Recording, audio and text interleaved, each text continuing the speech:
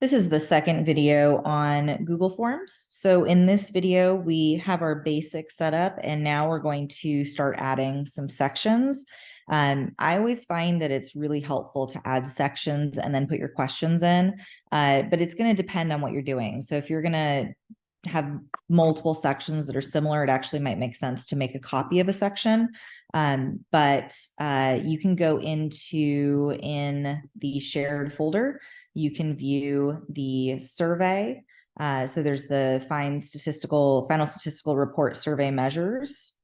And you can see that I have set this up with everything that we're going to do here. So we have our informed consent, which is brief. We have a demographic section. We have a very short perceived stress scale, a short version. And then we have a short depression scale.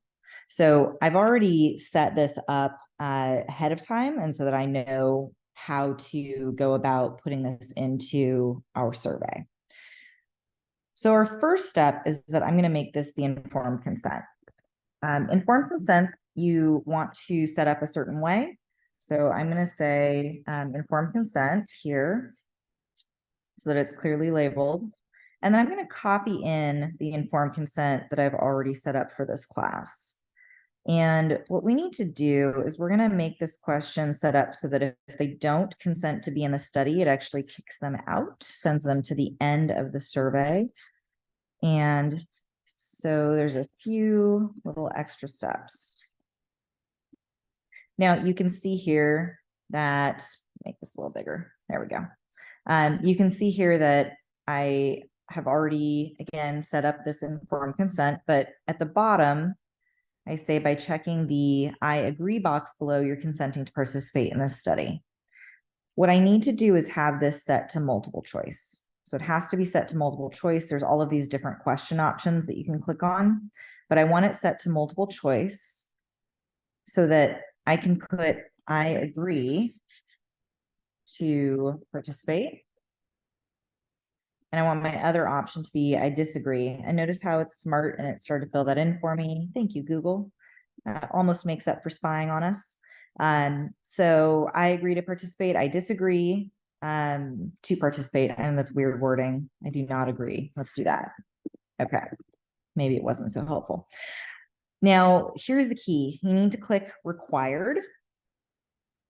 And we're going to set this up so that if they say, I do not agree to participate, do not agree, there we go, then it's going to kick them out. So you go to these little three dots right here. It's the more options dots.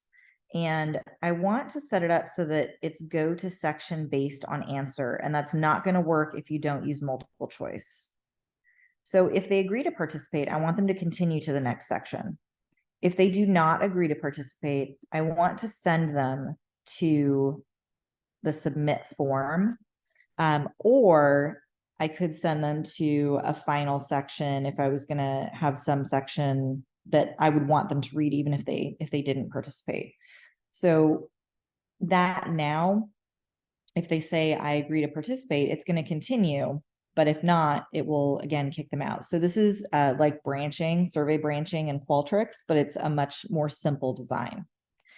Next, we're going to add in our first section for demographics, but I'm going to end this video here. So the next video will continue.